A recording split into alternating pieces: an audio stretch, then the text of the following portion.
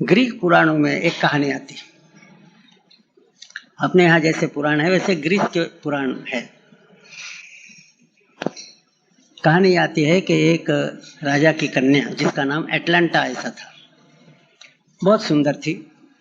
Greece में बहुत राजा थे, उनमें से एक की कन्या एटलांटा बहुत सुंदर थी और उसके सौंदर्य की प्रसिद्धि पूरे ग्रीस में थी। किंतु उसकी और भी एक प्रसिद्धि थी कि वो दौड़ने में पीटी उषा के समान ही थी, दौड़ने में सबसे अच्छी, जैसे पीटी उषा का नाम हम सुनते हैं।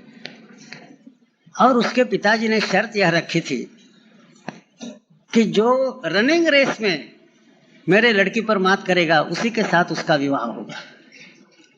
अब ये शर्त तो रखी, लेकिन उसने ये भी सोचा कि मेरी लड़की इतनी सुंदर है कि इस मोह में आकर कोई भी आ जाएगा, सोचेगा कि यदि रनिंग रेस में हम इसको जीत लेते तो अच्छा है, नहीं जीत लेते तो हार जाएंगे, उसमें क्या है। तो कई लोग आ जाएंगे तो इसको दौड़ना ही दौड़ना पड़ेगा। इसलिए उन्होंने उसमें दूसरी भी बात रखी कि जो रनिंग रेस में जीत लेगा इसको, उसके साथ इसका विवाह होगा, लेकिन जो हार जाएगा उसको जीवन भर जेल में रहना पड़ेगा। ये भी दूसरी शर्त रखी कि जो हार जाएगा उसको जीवन भर जेल में रहना पड़ेगा। अब ये खतरनाक शर्त थी, इसके कारण कोई भी ऐरे गहरे नत्थु खैरे आएंगे रेस के लिए, ये संभावना समाप्त हो गई। तो 5-6 अच्छे जवान लोग आए और सभी को इस लड़की ने हराया। उसके बाद और एक सज्जन है, जवान लड़का था, उसने पहले ही लोगों को बताया कि मैं जा रहा हूं, मैं रनिंग रेस में इसके साथ दौड़ने वाला हूं। लोगों ने कहा पागल हो, ये 5-6 लोग हार गए, उनको अब जेल में वो बेचारे हैं, तुम भी जेल में जाओगे। बोले नहीं, मैं जीतने वाला हूं। तो राजा के पास गया, रनिंग रेस शुरू हो गई। अब इसने क्या किया था कि यह उसने जो कमर पट्टा बांध लिया था उसमें गोल्डन एप्पल्स उसने लगा लिए थे। एप्पल यानी सेब, तो सोनेरी सेब उसने यहाँ लगा लिए थे। लेकिन उसमें ऐसा किया था कि उसके कलर एक से एक अधिक चमकीले कलर में थे।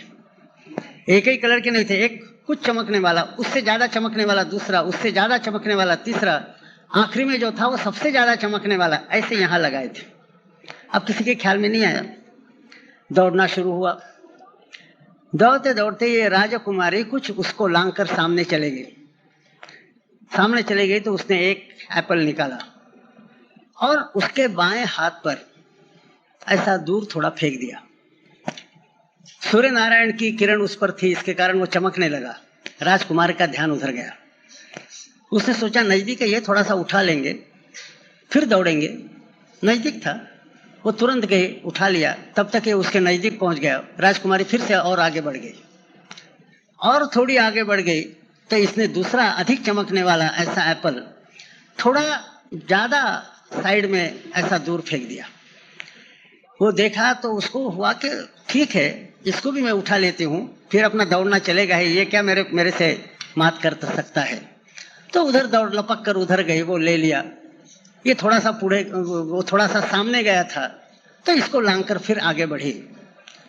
तो ऐसा ही क्रम चला कि आगे बढ़ना।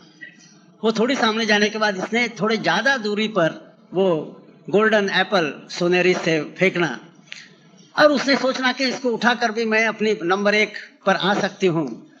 और आखिरी में जब वो रेस समाप्त होते आई, थोड़ा डिस्टेंस रहा, तो जो सबसे चमकने वाला एप्पल था, बहुत आकर्षक, वह उसने फेंक दिया और वो थोड़ा अधिक दूर फेंक दिया। अब एक बार मुंह में आने की जिस मन को आदत होती है वो एकदम छूट नहीं सकती। रिफ्लेक्स एक्शन के नाते मनुष्य मुंह में आता है। उसने देख लिया और वो तो पीछे था, जानबूझकर पीछे था। तो उसने सोचा कि ये भी एप्पल मैं ले लूंगी और फिर आगे बढ़ जाऊंगी।